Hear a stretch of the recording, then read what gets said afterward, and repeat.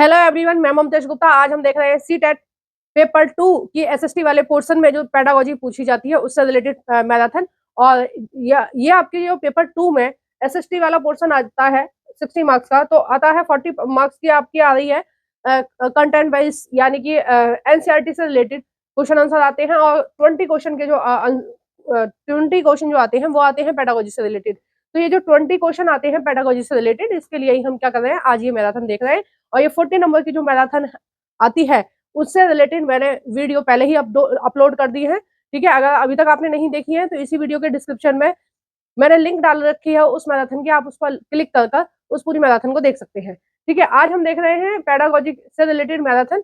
और मैं आपको बताना चाहती हूँ कि अगर आपको फास्ट रिवीजन करना है तो आप क्या कर सकते हैं, 6, 7th और 8th क्लास की हिस्ट्री, ज्योग्राफी और पॉलिटी की क्या ले सकते हैं, पीडीएफ ले सकते हैं, और उससे आप फास्ट रिवीजन कर पाएंगे। 2-3 दिन में पूरा फास्ट रिवीजन हो जाएगा। एमसीक्यू की ये पीडीएफ है, एमसीक्यू की ये पीडीएफ है। और पर बुक का आपको कितना देना है, ओनली 20 रुपीज देना है। ठीक है, अगर आप चाहते हैं सीटेट के प्रीवियस पेपर के भी तो आप उनको भी ले सकते हैं। लगभग 18 पेपर है, और ये 18 के 18 पेपर आपको कितने रुपए में दिए जा रहे हैं, ओनली 20 रुपीज में। ठीक है, और आपको मिलेंगे कहाँ, तो ये मिलेंगे मेरे व्हाट्सएप नंबर पर। मेरा व्हाट्सएप नंबर है 828287789818। ठीक है, इस नंबर पर आप व्हाट्सएप करके मेरे से ये सारी पीडीएफ ले सकते हैं। और अगर आपने अभी तक रिवीजन नहीं किया है, ठीक है, अभी आप पढ़ रहे हैं, तो प्लीज आप पढ़ना आप बंद कर दें। आपको रिवीजन करना चाहिए, क्योंकि पेपर आने ही वाला है। ठीक है, कुछ ही दिन बाकी है, एक हफ्ता भी नहीं रह गया आपके पेपर होने को। तो आप फास्ट रिवीजन के लिए या तो ये पीडीएफ ले सकते हैं, या फिर मैंने 6, 7 और 8 क्लास की पूरी बुकों की प्लेलिस्ट बना रखी है। इस साइड में आप देख सकते हैं, आप इन सभी प्लेलिस्टों को भी देख सकते हैं। बिल्कुल बिल्कुल फ्री है, इनका कोई चार्जेस नहीं है। और इनको देखने के लिए आप क्या कर सकते हैं, मेरा यूट्यूब चैनल सब्सक्राइब कर सकते हैं, यही वाला चैनल जिस पर आप वीडियो देख रहे हैं। और चैनल सब्सक्राइब करने के बाद व्यू द चैनल पर जाने के बाद इन सभी प्लेलिस्टों को देख सकते हैं। केवल देखनी है आपको 6, 7 और 8 क्लास की हिस्ट्री, ज्योग्राफी और पॉलिटी। ठीक है, आइए हम शुरू कर रहे हैं। क्वेश्चन नंबर 1 से शुरू कर रहे हैं। क्वेश्चन नंबर 1 है, निम्नलिखित में से कौन से विषय मिडिल स्कूल विद्यार्थियों के लिए अति उपयुक्त है। मिडिल स्कूल विद्यार्थी, मिडिल क्लास कौन से बच्चे होते हैं, मिडिल क्लास जो स्कूल होते हैं, सॉरी बच्चे नहीं, स्कूल जो मिडिल स्कूल होते हैं वो कौन से होते हैं, 6, 7, 8, 9th और 10th तक की उनमें पढ़ाई होती है। ठीक है, 6 से 10 तक के जो क्लासेस जिनमें होती है उनको बोलते हैं हम मिडिल क्लास या मिडिल स्कूल, या हम उनको बोलते हैं माध्यमिक शिक्षा। ठीक है, तो इस मिडिल स्कूल विद्यार्थियों के लिए अति उपयुक्त है। क्या चीज है जो उनके लिए सबसे अच्छी है, उपयुक्त है। पहले नंबर पर है इतिहास में महात्मा गांधी का योगदान। ये टॉपिक हम उन बच्चों को पढ़ा सकते हैं 6 to 8 वालों को। ठीक है, दूसरा है, देखो ये तो बिल्कुल सही है, ये आपके 8th क्लास की एनसीईआरटी में दे रखा है। अब देखो यहाँ कौन सी चीज काम आएंगी, जब भी आप पेडागोजी कर रहे हैं तो आपको रिकॉल होना चाहिए हर समय कि आप 8th क्लास में कौन कौन से चैप्टर पढ़ाए गए हैं, 7th क्लास में कौन कौन से, 6th क्लास में कौन कौन से। आपको चैप्टर्स की थोड़ा थोड़ा आपको याद होना चाहिए कि कौन से चैप्टर में क्या लिखा है। ठीक है, ये तो आपको पता होता ही है ना कि हाँ ये पढ़ा पढ़ा सा लग रहा है, ये पढ़ा पढ़ा सा लग रहा है। तो इस तरह के जो आपकी मेमोरी है, जो पहले से आपके दिमाग में सेट है, वही यहाँ पर काम आएगी जब आप पेडागोजी करेंगे। तो 8th क्लास में पूरा की पूरा क्या दे रखा है, 8th क्लास की एनसीईआरटी में पूरा हिस्ट्री एनसीईआरटी में पूरी में दे रखा है 1857 से 1947 तक की कहानी। ठीक है, तो पूरे कहानी दे रखी है, तो उसमें आपको पता ही है कि महात्मा गांधी ने कौन कौन से आंदोलन चलाए थे। भी है भारत का आर्थिक विकास। देखो ये जो टॉपिक है ये है इकोनॉमिक्स का, और इकोनॉमिक्स 8th क्लास के बच्चे को नहीं पढ़ाया जाता। ठीक है, आप पेपर सीटेट किसके लिए दे रहे हैं, 6 to 8 वाले बच्चों के लिए। ठीक है, और 8th क्लास तक के बच्चों को आर्थिक विकास नहीं पढ़ाया जाता, 9th क्लास में है। ठीक है, सी है टॉपिक वर्तमान परिदृश्य में महिलाओं की स्थिति। देखो ये 8th क्लास की एनसीईआरटी में आपको पढ़ाया गया है, आपको भी पता है। ठीक है, और जनसंख्या वृद्धि ये कहाँ पढ़ाया जाता है, ये आपको 9th क्लास में पढ़ाया जाता है। तो ए और सी जो है वो बिल्कुल सही है। ये 8th क्लास में ही एक चैप्टर है जिसमें दिखाया गया है कि महिलाओं की स्थिति पहले कितनी दयनीय थी। बहुत सारे समाज सुधारक आए, महिलाएं भी आगे आई, और वहां से महिलाओं की शिक्षा की शुरुआत हुई। ठीक है, तो पहला आंसर जो हो जाएगा वो सही हो जाएगा। नेक्स्ट है क्वेश्चन नंबर 2। क्वेश्चन नंबर 2 में बोला गया है कि एक क्षेत्रीय भ्रमण के लिए विद्यार्थियों में किस कौशल को पहले विकसित करना चाहिए।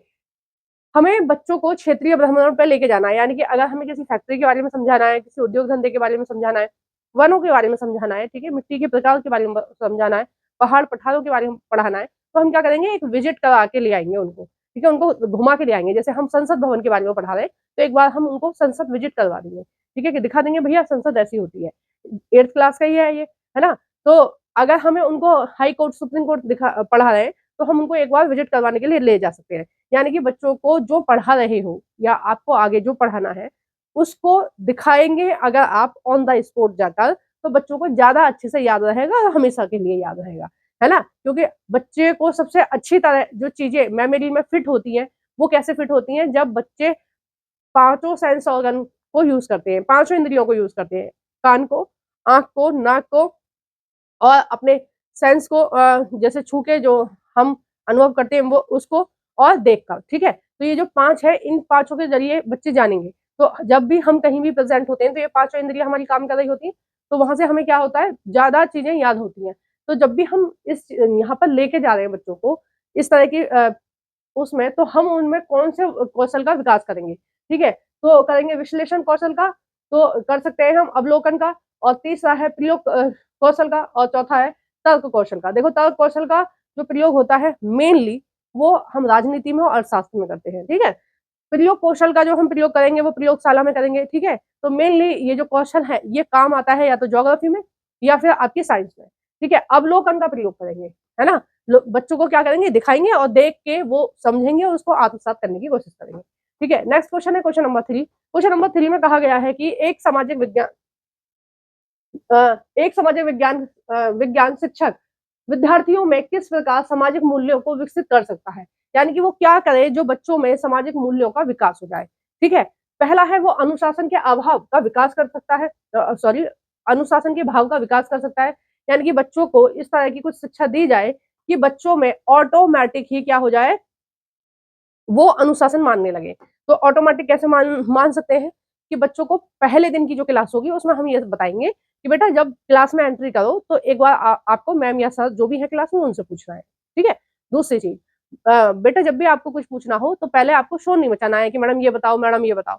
आपको ऐसे हाथ खड़ा करना है, मैम को जैसे ही मैम टॉपिक कंप्लीट करेंगी या टॉपिक के उस पॉइंट पे पहुंचेंगी कि जब वो आपकी बात सुन पाएंगी, ठीक है। तो इस तरह के कुछ रूल रेगुलेशन पहले से ही बच्चों को बता के रखने हैं, है ना, कि बेटा आपको ऐसे करना है। अगर बच्चे गलती कर रहे हैं तो उनको बोलो कि बेटा ये रूल नहीं था ना, आपने रूल तोड़ा है ना, ये गलत बात है। आप बीच में ऐसे नहीं बोलना, आपको हाथ खड़ा करना है, ठीक है।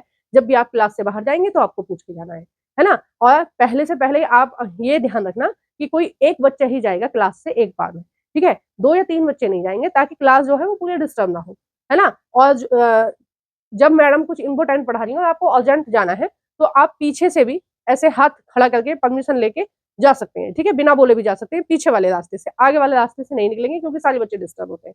तो इस तरह का अनुशासन आप उन बच्चों में बना सकते हैं, उनके माइंड में बिठा सकते हैं। और इसी तरह का जो अनुशासन होता है वो ही काम आता है। ऐसा नहीं है कि आप जब भी कोई बच्चा गलती करे तभी एक डंडा मारे, तो ऐसा वाला अनुशासन प्रभावी नहीं होता है। वो जब तक ही रहेगा जब तक आप उस क्लास में खड़े हैं, है ना। और जो अगर आप उनके मन में चीजों को बैठा देंगे तो फिर वो तब भी चलेगा जब आप क्लास से बाहर होंगे, है ना। ऐसा ऐसा भी होता है ना, कोई कोई क्लास ऐसी होती है कि टीचर क्लास में नहीं है लेकिन बच्चे शांत बैठे हैं, रूल फॉलो कर रहे हैं जो उनको टीचर ने सिखाए हैं, ठीक है। शांति व्यवस्था बनाए हुए हैं, अपना होमवर्क कर रहे हैं, अपना क्लास वर्क कर रहे हैं, अपना कुछ भी काम कर रहे हैं। तो ये वही क्लास होते हैं, उसी क्लास के बच्चे ऐसा कर पाते हैं जिस क्लास के टीचर जो होते हैं वो बहुत समझदार होते हैं, ठीक है। ऐसा नहीं है, टीचर आज भी इतने अच्छे अच्छे टीचर हैं कि टीचरों की रिटायरमेंट होती है तो बच्चे रोते हैं कि ये टीचर हमें छोड़कर क्यों जा रहे हैं, ठीक है। ट्रांसफर होती है तो बच्चे रोते हैं। तो आज भी बच्चों के दिमाग में टीचर्स की वैल्यू है, जो जो टीचर बच्चों के लिए कुछ करते हैं, ठीक है। पढ़ा रहे हो आप, उनको अपना मान रहे हो, तो बच्चे भी समझते हैं कि हाँ ये हमारा टीचर है। ऐसी बात नहीं है कि बच्चे हमेशा टीचर्स को पसंद नहीं करते हैं। भी है स्कूल कक्षा में उपयुक्त रूप से व्यवहार करके, वही बिल्कुल सेम टू सेम इसमें ही आ जाएगा कि अच्छे से आप उनके साथ बिहेव करें बच्चों के साथ, तो बच्चे समझेंगे कि हाँ हमें भी अनुशासन में रहना है, ठीक है। ऐसे नहीं कि आप मारा पीटी कर रहे हो बच्चों के साथ या फिर इंसल्ट कर रहे हो कि देखो इसको इतनी तमीज नहीं है, ये ऐसे करता है, ये ऐसे कपड़े पहन के आया है, इसके घर में ये नहीं है वो नहीं है, ऐसा नहीं करना है, ठीक है।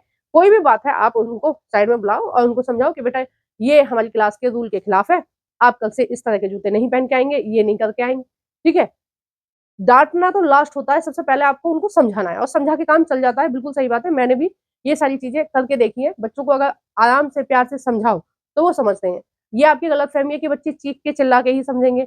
ऐसा नहीं है, वो चीख के, चिल्ला के समझते नहीं है, वो डरने लगते हैं आपसे और डर के वो काम करने लगते हैं, लेकिन डर तभी तक रहेगा जब तक आप वहां प्रेजेंट रहेंगे, ठीक है। और अगर आपने भाव के द्वारा अनुशासन उनके अंदर घुसा दिया, तो जब आप नहीं भी रहेंगे उस क्लास में, तब भी बच्चे उन सभी रूलों को फॉलो करेंगे, ठीक है। सी है इसमें विद्यार्थियों को व्यावसायिक फिल्म दिखाने के लिए कहना। इतने छोटे बच्चे हैं, इतने छोटे बच्चों को बिजनेस स्टडी नहीं पढ़ाया जाता, ठीक है। ये कब पढ़ाया जाता है? 9th क्लास में। डी है कक्षा स्कूल परिवेश में उपयुक्त लोकतांत्रिक मूल्यों का पालन करें, ठीक है, यानी कि सबके साथ एक जैसा व्यवहार, ठीक है। लोकतंत्र में क्या होता है? सबका साथ, सबका विकास, सबके विचारों का सम्मान, ठीक है। लोकतंत्र का मतलब ये हो गया कि हमारे लिए जिस क्लास के हम टीचर हैं, उस क्लास में जितने भी बच्चे बैठे हैं, हमारे लिए सभी बराबर हैं। हम सभी को पढ़ने का मौका दे रहे हैं, हम सभी से क्वेश्चन पूछ रहे हैं, हम सभी को ये फील करा रहे हैं कि ये क्लास आपकी है, ठीक है। कुछ टीचर ऐसा करते हैं, मैंने कई बार देखा भी है, मैं भी पढ़ी हूँ हम सब पढ़ के आए किसी ना किसी क्लास में, तो आपने देखा होगा कुछ टीचर क्या करते हैं, 4-5 बच्चों को छांट लेते हैं, वो उनके फेवरेट है। अगर वो कोई गलती कर रहे हैं तो वो कुछ नहीं बोल रहे हैं, ठीक है। अगर उन्हें क्वेश्चन भी पूछना है तो उनसे ही पूछेंगे, किताब भी पढ़वानी है तो उनसे ही पढ़वाएंगे, ठीक है। गिफ्ट भी उनको ही बांट रहे हैं कि अरे भाई वाह, कितना अच्छा सुना रहा है, कितना अच्छा कर रहा है। पीछे जो 30 बच्चे बैठे हैं, उन टीचर का उन 30 बच्चों से कोई लेना देना नहीं है। तो आपको ऐसे नहीं करना है। आपको क्या करना है, जब भी आप क्लास में हैं, ठीक है, किसी भी क्लास में है, तो आपको सभी बच्चों को बराबर नजरिए से देखना है। आपका काम है वहां पढ़ाना, और आपका काम उन 4-5 बच्चों को पढ़ाना नहीं है। आपकी जिम्मेदारी है कि आप सभी बच्चों को एक नजरिए से देखें। जो बच्चा वीक है उसकी थोड़ी मदद करें, कि उसको बताएंगे, उसको गाइड करेंगे, आप ऐसे पढ़ो बेटा, ठीक है। आप इन चीजों को ऐसे याद करो, आप अपने दोस्त से हेल्प लो, अपना घर में किसी से हेल्प लो, ताकि ये सारी चीजें आपको क्लियर हो। अगर आप एज ए एक टीचर है, तो आपको थोड़ा टाइम हो तो थोड़ा टाइम निकाल के उसको जो चीजें नहीं समझ में आ रही हो उसकी हेल्प कर दो। तो इस तरह से करना है आपको, ठीक है। तो कभी भी क्या करना है, लोकतांत्रिक तरीका अपनाना है अपनी क्लास में।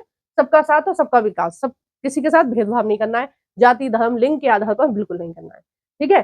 तो इसका जो सही आंसर वो हो जाएगा जिसमें सी नहीं रहेगा। इन दोनों में सी है तो ये तो नहीं रहेंगे, सी इसमें नहीं है, ये ही रहेगा, सॉरी, ये वाला।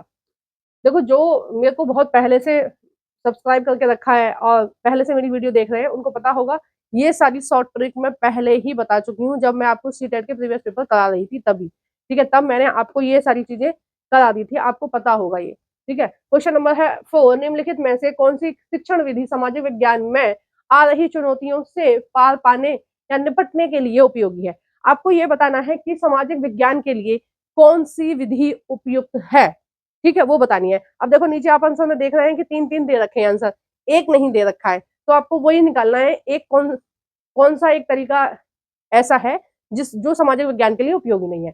तो सामाजिक विज्ञान के लिए उपयोगी नहीं है, 8th क्लास के बच्चों को आपको पढ़ाना है, तो किसके लिए उपयोगी होगा? कि साइंस के लिए उपयोगी होगा, ठीक है। तो आपको यही निकालना है कि कौन सा है जो साइंस के लिए जो है वो उपयोगी है। तो पहला है इसमें क्वेश्चन नंबर 4 में क्वेश्चन नंबर 4 में पहला है विशिष्ट से सामान्य की ओर, यानी कि सबसे छोटी चीजों से हम स्टार्ट करते हैं। जैसे हम भूगोल को पढ़ा रहे हैं तो हम एक गेंद से स्टार्ट करेंगे, बेटा हमारी जो पृथ्वी है ये ऐसी है, या प्याज दिखाएंगे, ठीक है। और फिर धीरे धीरे धीरे धीरे हम उसको देशांतर अक्षांश सब कुछ बताएंगे, फिर उनको टाइम जोन बताएंगे, फिर हम उनको ग्लोब दिखाएंगे, सारी चीज हम उनको दिखाएंगे। और हमने शुरुआत कैसे करी? एक छोटी सी प्याज से, जो सबके घर में होती है, तो बच्चे क्या है उससे कनेक्ट कर पाते हैं। तो विशिष्ट से सामान्य तक, ठीक है। बी है जटिल से सामान्य। जटिल से सामान्य यानी कि पहले आप उसको फॉर्मूला बता दे रहे हैं, ठीक है। पहले आप क्या बता रहे हैं? उसको फॉर्मूला बता रहे हैं, और फिर आप बोल रहे हैं कि देखो इस फॉर्मूले से ये चीज ऐसे सॉल्व होगी, ठीक है। तो ये किसके काम आएगा? ये साइंस के काम आएगा। ज्ञात से अज्ञात की ओर, ठीक है। ज्यादातर अज्ञात से अज्ञात की ओर हम कहाँ पढ़ाते हैं? राजनीति में पढ़ाते हैं, राजनीति शास्त्र में पढ़ाते हैं, या हम पढ़ाते हैं इतिहास में, ठीक है, कि ऐसा हुआ होगा, ऐसा हुआ था, और हो सकता है फिर बाद में ऐसा हुआ हो। तो ज्ञात से अज्ञात की ओर, ठीक है।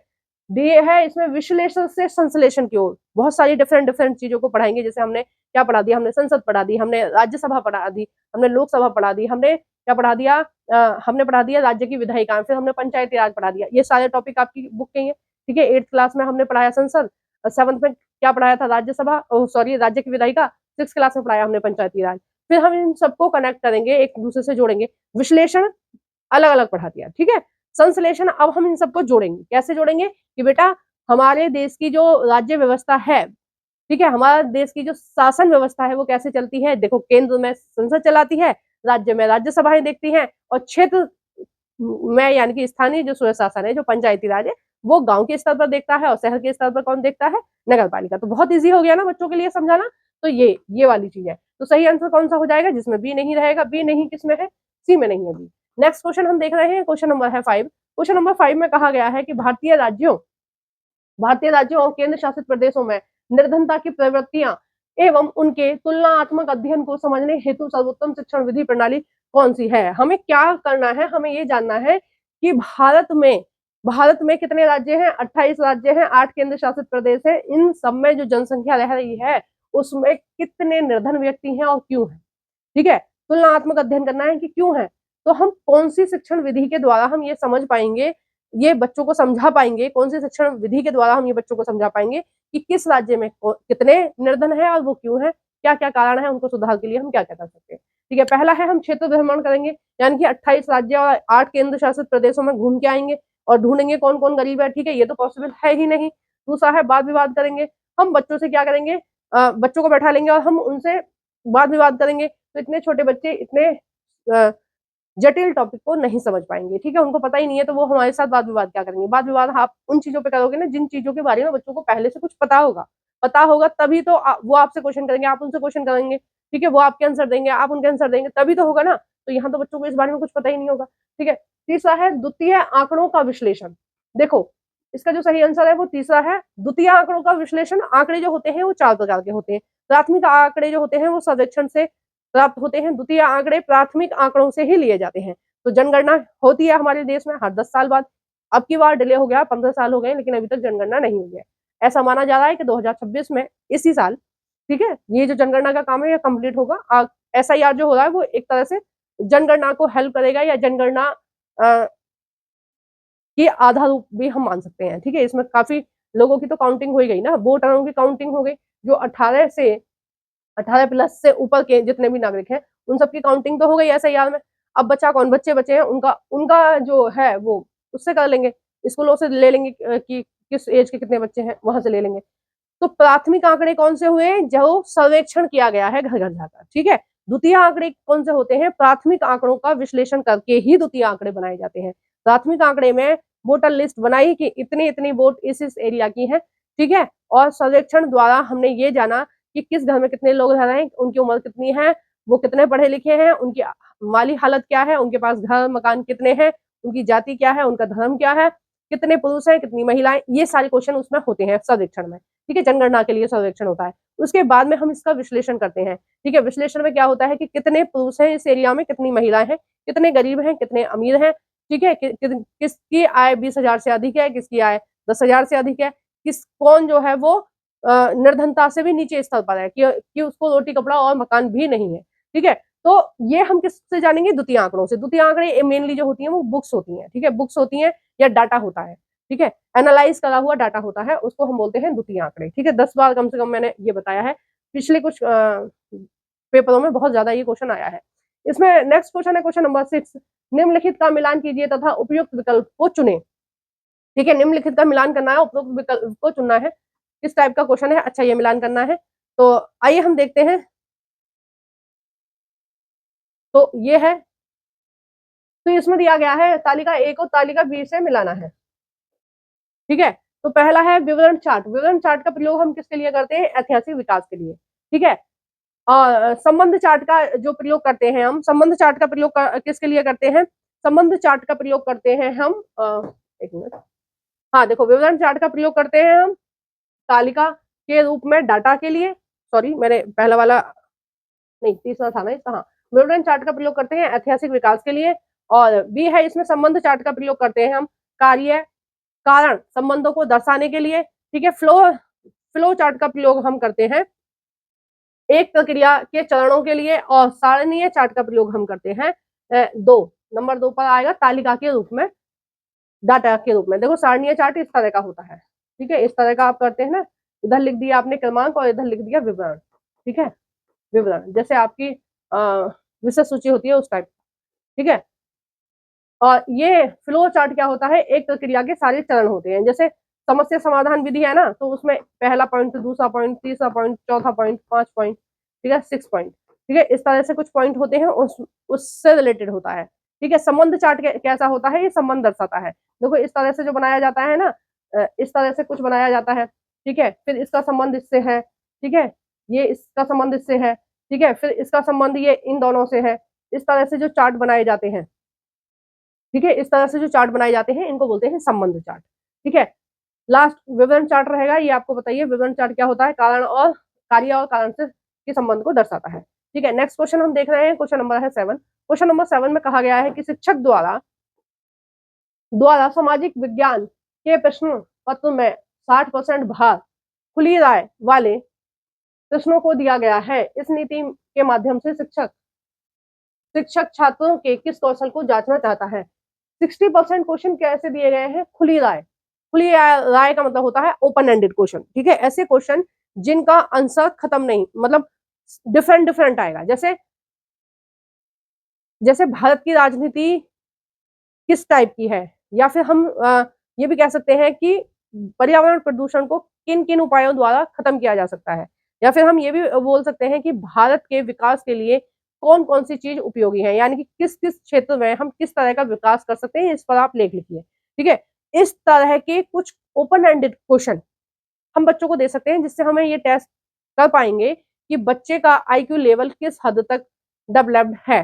ठीक है, तभी तो हम कर पाएंगे जब बच्चे हमें बताएंगे, क्वेश्चन आंसर लिखेंगे। तो खुली राय का मतलब होता है कि उसका जो आंसर है, क्वेश्चन का जो आंसर है वो फिक्स नहीं होगा। ठीक है, फिक्स वाले आंसर कैसे होते हैं, जैसे भारत की राजधानी कौन सी है, दिल्ली। भारत में कितने राज्य हैं, 28 राज्य। केंद्र शासित प्रदेश है 8। ठीक है, ये तो हो गए क्लोज एंडेड वाले, यानी कि उनका जो आंसर होता है वो फिक्स होता है। ओपन एंडेड वालों का आंसर फिक्स नहीं होता। ठीक है, उनका आंसर आप अपनी समझ के हिसाब से देंगे और उसी हिसाब से जांचे जाएंगे आंसर कि आपने किस हद तक उस टॉपिक के से संबंधित सही आंसर दिया है। ठीक है, आजकल जो क्वेश्चन पूछे जा रहे हैं ज्यादातर एग्जाम में, सीबीएसई भी जो ले रहा है वो केस स्टडी से रिलेटेड ले रहा है। ठीक है, तो वो इस तरह के क्वेश्चन होते हैं कि बच्चा अपनी समझ को कैसे विकसित कर रहा है, क्योंकि बच्चों को रट्टू तोता नहीं बनाना है कि बुक में ये आंसर क्वेश्चन है, आंसर है, रट लो, रट के कर दो। ऐसा नहीं बनाना है, बच्चों को बनाना है कि वो खुद अपनी तरफ से कुछ क्रिएट करें। ठीक है, क्रिएटिव माइंड बने। ठीक है, तो तभी तो वो नई नई खोज करेंगे, नए नए अन्वेषण करेंगे। ठीक है, उससे क्या होगा, देश देश के लिए कुछ नया करेंगे, तभी तो तरक्की होगी। क्योंकि देखो, पहले हमारे जमाने में कंप्यूटर चलता था, फिर लैपटॉप आया, फिर फोन आए। ठीक है, अब फोन में भी एक्स्ट्रा वर्जन आ गया है कि एआई से बहुत सारी चीजें हो जाती हैं। तो अगर हम अपना कुछ नया नहीं बनाएंगे तो हम क्या हो जाएंगे, सारे देशों में हमारा देश पीछे हो जाएगा, है ना। तो हमें आगे बढ़ने के लिए, कुछ करने के लिए क्या करना पड़ेगा, नए नए इन्वेंशन करने पड़ेंगे, नई नई खोज करनी पड़ेगी, नए नए अन्वेषण करने पड़ेंगे, तभी हम क्या करेंगे, आगे बढ़ पाएंगे। तो हमें बच्चों को कैसे पढ़ाना है, हमें बच्चों को इस तरह से पढ़ाना है कि बच्चों का क्या है, मानसिक विकास हो और वो अपने लेवल पर कुछ अलग चीजें करें। तो ओपन एंडेड जो क्वेश्चन पूछे जा रहे हैं उनका उद्देश्य क्या है, वो क्यों पूछे जा रहे हैं। पहला है केवल लेखन कौशल के लिए, कि वो राइटिंग में अच्छे हो जाएं बच्चे। ठीक है, अच्छे से लिख पाए, कॉपी भर पाए, इसलिए। तो देखो, किसी भी परीक्षा का ये उद्देश्य नहीं होता है।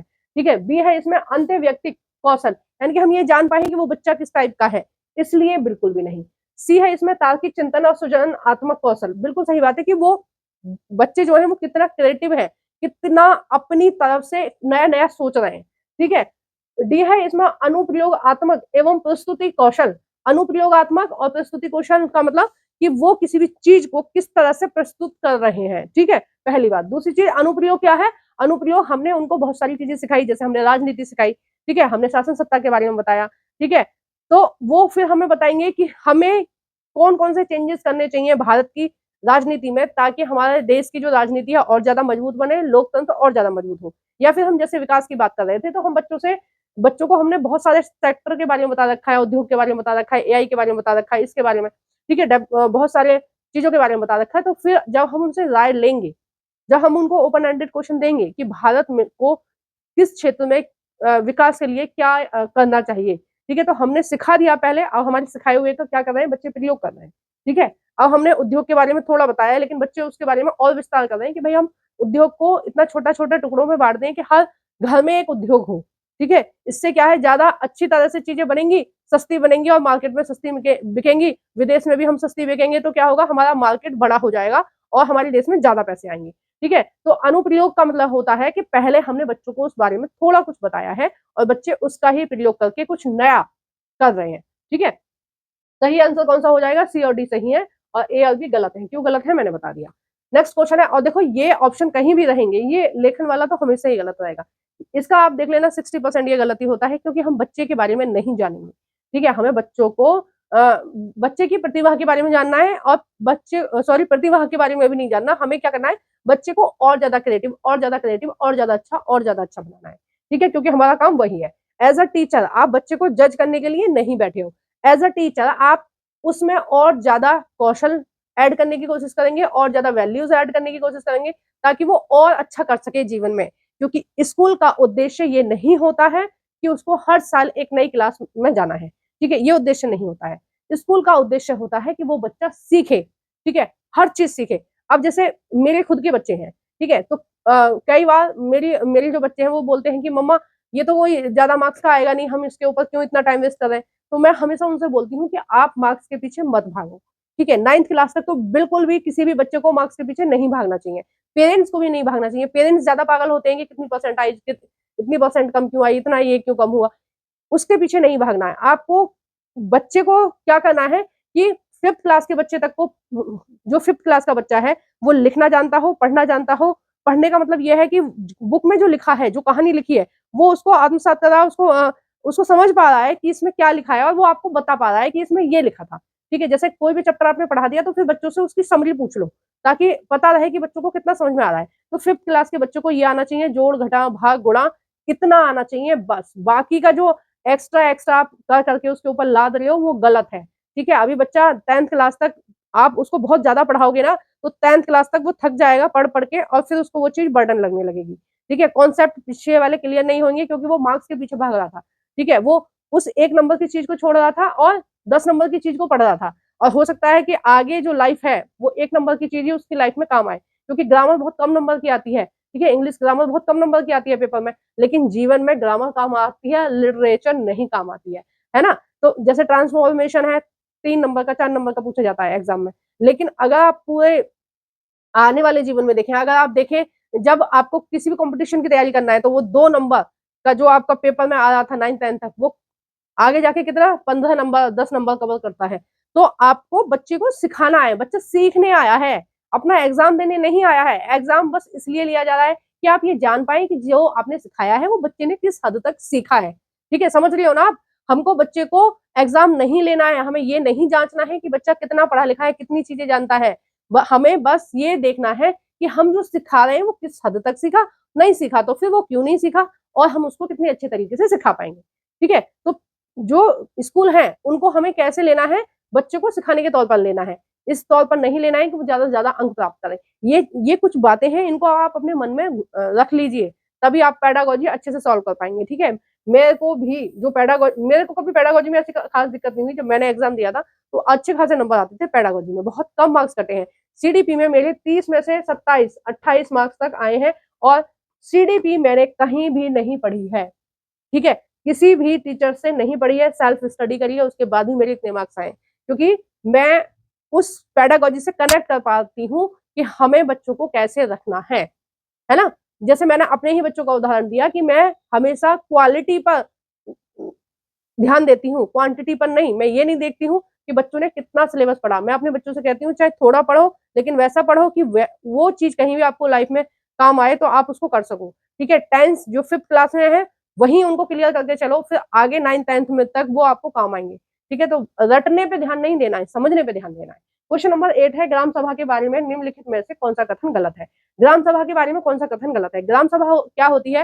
ग्राम सभा होती है हर गांव में 18+ के जो लोग होते हैं, 18 साल से ऊपर के जो लोग होते हैं, वो किसमें काउंट होते हैं, वो होते हैं ग्राम सभा में। ठीक है, तो ग्राम सभा के जो लोग होते हैं वही वोट डालने के अधिकारी होते हैं। वो वोट किसको डालते हैं, प्रधान को डालते हैं और वार्ड मेंबर को डालते हैं। ठीक है, वहीं से पंचायती राज की स्थापना होती है, जब ये लोग क्या करते हैं, वोट डालते हैं। और ये जो 18+ वाले लोग होते हैं ये वोट डालते हैं और इनका नाम क्या होना चाहिए, वोटर लिस्ट में होना चाहिए, तभी ये ग्राम सभा के सदस्य माने जाएंगे। ठीक है, तो हर गांव में जो 18 से उम्र से ज्यादा के लोग हैं जिनका वोटर लिस्ट में नाम है वो ग्राम सभा के सदस्य होते हैं, सीधी सीधी बात है। और यही लोग किसको वोट डालते हैं, प्रधान को, यानी कि सरपंच को और पंचों को। ठीक है, यानी कि प्रधान और वार्ड मेंबर।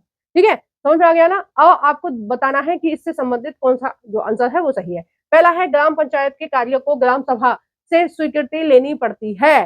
बिल्कुल सही बात है।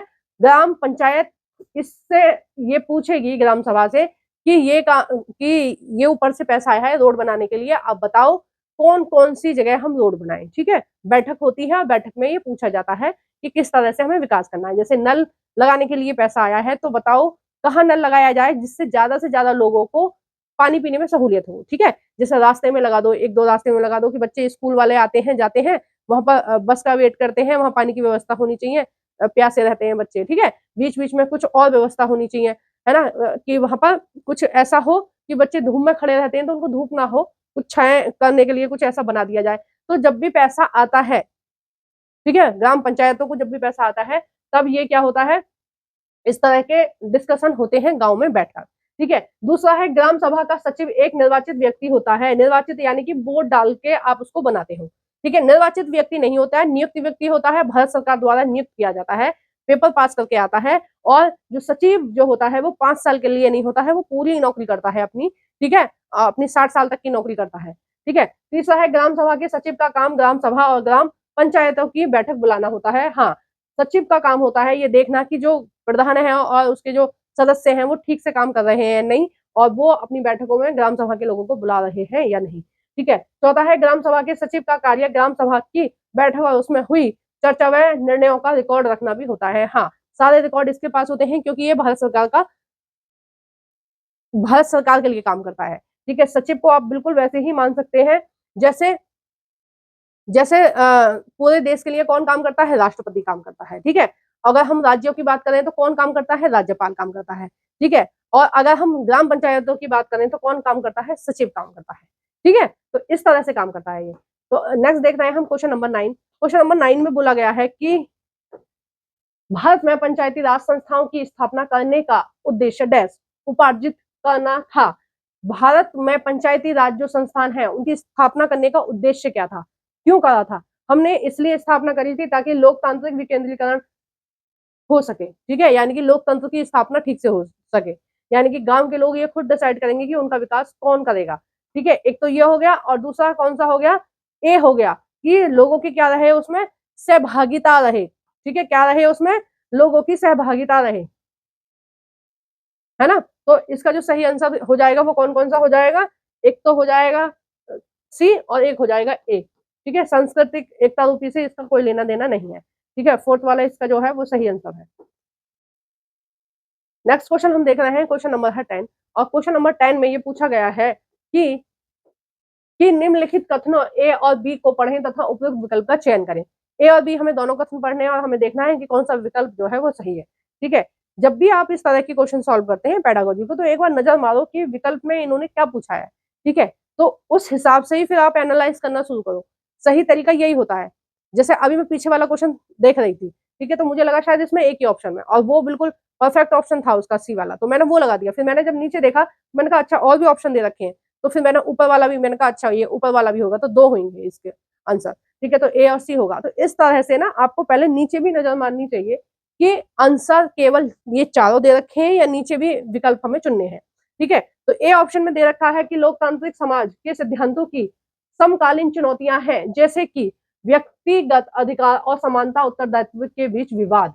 ठीक है, तो ये क्या है, लोकतंत्र के सिद्धांतों की समकालीन चुनौतियां हैं। कौन कौन सी चुनौतियां हैं, कि व्यक्तिगत अधिकार और सामाजिक उत्तरदायित्व के बीच विवाद। ठीक है, तो ये जो कथन है ये हो जाएगा बिल्कुल सही, ये सही बात है। बी ऑप्शन है सामाजिक विज्ञान कक्षा के भीतर लोकतंत्र की समस्याओं के अध्ययन में विद्यार्थियों को संकलन रखने के लिए वाद विवाद समाधान उपागम का प्रयोग किया जाता है। बिल्कुल सही बात है, जब हमने लोकतंत्र बच्चों को पढ़ा दिया तो हम उनसे वाद विवाद करेंगे और ये जानने की कोशिश करेंगे कि बच्चे इस चीज को किस तरह से ले रहे हैं। तो सही आंसर कौन सा हो जाएगा, पहला हो जाएगा। ए और बी दोनों सही है। नेक्स्ट क्वेश्चन हम देख रहे हैं, क्वेश्चन नंबर है 11। क्वेश्चन नंबर 11 हमसे कह रहा है कि कथन ए और बी पर विचार कीजिए तथा निम्नलिखित में से सही विकल्प का चयन कीजिए। ठीक है, पहला है इसमें योगात्मक आकलन शिक्षण अधिगम प्रक्रिया के शुरू तथा अंत अंत तक विद्यार्थियों की प्रगति का निरीक्षण करता है। योगात्मक आकलन जो होता है वो एनुअल परीक्षा होती है। ठीक है, एनुअल एग्जाम जो होते हैं उनको हम बोलते हैं योगात्मक। ठीक है, तो एनुअल जो एग्जाम होते हैं वो कैसे होते हैं, वो हमेशा लास्ट में होते हैं, है ना, वर्ष के लास्ट में। जबकि इन्होंने बोला है शुरू से अंत, और शुरू से अंत में कौन सा होता है, शुरू से अंत में होता है सतत मूल्यांकन। ठीक है, सतत जो मूल्यांकन होता है वो हो जाता है शुरू से ही स्टार्ट, यानी कि जब आप अप्रैल में स्कूल जाते हैं तब से आपका असेसमेंट स्टार्ट हो जाता है और खत्म कब होता है, आपका फरवरी में, ठीक है, जब फाइनल रिजल्ट आता है। तब तक आपकी टीचर ऑब्जर्व करती रहती है कि आप खेल में कैसे हैं, पढ़ाई में कैसे हैं, बोलने में कैसे हैं, बिहेवियर कैसा है आपका, आप आपके भाषा शैली कैसी है, आपकी बॉडी लैंग्वेज कैसी है, ठीक है, आप किन किन क्षेत्रों में विकास कर रहे हैं, तो वो सारी चीजें ऑब्जर्व करती रहती हैं टीचर। इसको क्या बोलते हैं, सतत व्यापक मूल्यांकन, ठीक है, यानी कि अप्रैल से स्टार्ट होगा, फरवरी तक चलेगा, पूरे साल चलेगा, उसको बोलेंगे सतत व्यापक मूल्यांकन, ठीक है। और योगात्मक कौन सा होता है, साल के लास्ट में जो एग्जाम होता है उसमें, ठीक है। तो अभी जो भारत सरकार है वो उसका जो फोकस है, हमारी जो नई शिक्षा नीति आई है उसका भी जो फोकस है वो किस पर है, सतत व्यापक मूल्यांकन पर है, ठीक है। तो शुरू से ऑब्जर्व करो बच्चे को, बच्चा एक साल में कितना सीख रहा है या इस क्लास में बच्चे ने कितना सीखा, ठीक है। और सतत व्यापक मूल्यांकन के आधार पर ही बच्चे का क्या तैयार किया जाता है, पोर्टफोलियो तैयार किया जाता है कि बच्चे ने इस एक साल में इतना इतना अचीव करा, ठीक है। जो अचीव नहीं कर पाया बच्चा, उसके क्या कारण थे, वो बीमार था, वो शरारती है, वो समझना नहीं चाह रहा है, उसके घर में उसको कोई देखने वाला नहीं है, ठीक है, या फिर टीचर चेंज हो गई तो बच्चा उस टीचर के साथ ठीक से घुल मिल नहीं पाया, अन्य अन्य कारण हो सकते हैं, ठीक है। तो पहला जो ऑप्शन है वो क्या हो जाएगा, गलत, ठीक है। अब दूसरा हम देखते हैं बी, रचनात्मक आकलन पाठ्यक्रम के अंत में होता है, अंत में नहीं होता है, ये शुरू से ही स्टार्ट रहता है, ठीक है। हम शुरू से ही कोशिश करते हैं कि बच्चा कैसा बने, क्रिएटिव बने, ए और बी दोनों सही है, ठीक है, सॉरी दोनों ही गलत है ना, क्योंकि हम बच्चे को शुरू से ही क्रिएटिव बनाना चाहते हैं। ऐसा थोड़ी ना है कि एनुअल परीक्षा में 4 क्वेश्चन क्रिएटिव वाले दे दिए और हम चेक कर रहे हैं कि बच्चा कितना क्रिएटिव है, ऐसा थोड़ी ना होता है, ठीक है। क्वेश्चन नंबर 12 में बोला गया है कि सामाजिक विज्ञान विषय की प्रकृति के संबंध में निम्नलिखित में से कौन सा कथन सही है, ठीक है। सामाजिक विज्ञान की जो प्रकृति है वो किस टाइप की है वो हमें बतानी है यहाँ पर, ठीक है।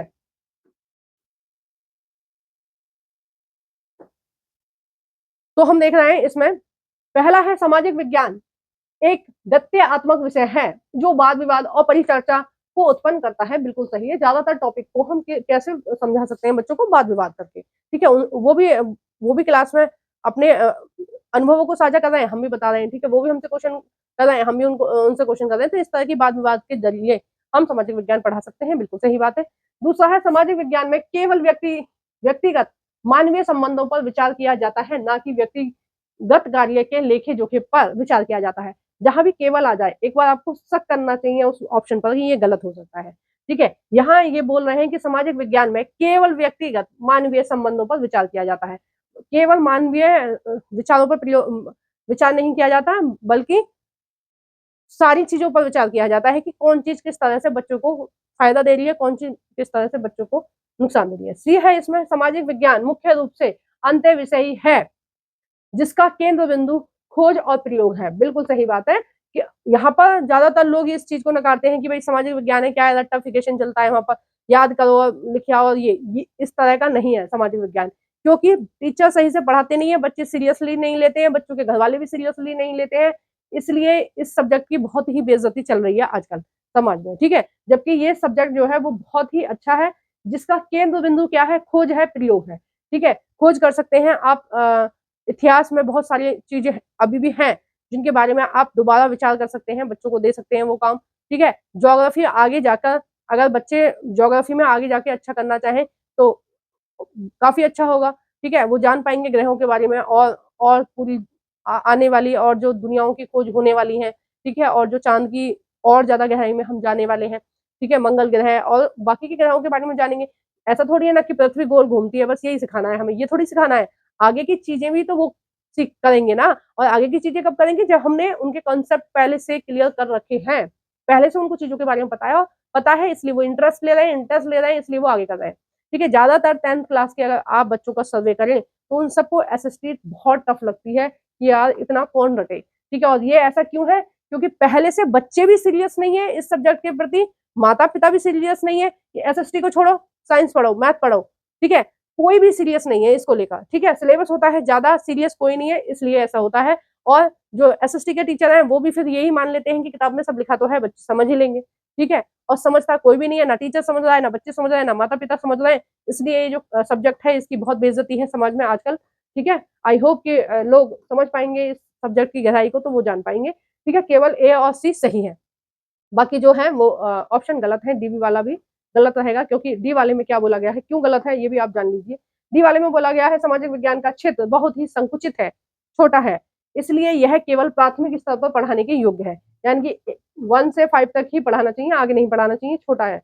ऐसा तो नहीं है, बीए में भी इसका सिलेबस कंप्लीट नहीं होता है, ठीक है, और ये दुनिया का सबसे बड़ा सब्जेक्ट है, ठीक है, पूरी दुनिया का सबसे बड़ा सब्जेक्ट यही है, इसकी कोई लिमिट ही नहीं है। आप कितना भी पढ़ते रहो, इतिहास इतिहास भारत का पढ़ लो, पूरी दुनिया का पढ़ लो, ठीक है, एक पे एक चीज निकलती जाएंगी, इतिहास कभी खत्म नहीं होगा, भूगोल कभी खत्म नहीं होगा, पीछे का जितना भी है आपने पढ़ लिया, नई नई खोज हो रही है, फिर आप उनके बारे में जानकारी ले रहे हो, ठीक है। राजनीति तो बहुत इंपॉर्टेंट है, आप सबको आनी चाहिए, ठीक है, उसके बारे में समझ होनी चाहिए, तभी तो आपके देश का जो लोकतंत्र है वो टिक पाएगा हमेशा तक, जब आप समझेंगे, ठीक है। नहीं तो लोकतंत्र की स्थापना भारत में भी हुई थी, लोकतंत्र की स्थापना पाकिस्तान में भी हुई थी, लोकतंत्र की स्थापना बांग्लादेश में भी हुई थी। अब आप देख सकते हैं कि कौन का लोकतंत्र ज्यादा मजबूत है, भारत का, क्योंकि यहाँ के लोग पहले से ही पढ़े लिखे हैं, अवेयर हैं अपनी नियम, अवेयर है अपने संविधान के प्रति, और उनको पता है उनके क्या कर्तव्य है, क्या उनकी ड्यूटी बनती है देश के प्रति, और क्या उनको अधिकार दिए गए हैं, ठीक है। तो इसलिए हमारे देश का जो लोकतंत्र है इसलिए ही मजबूत है।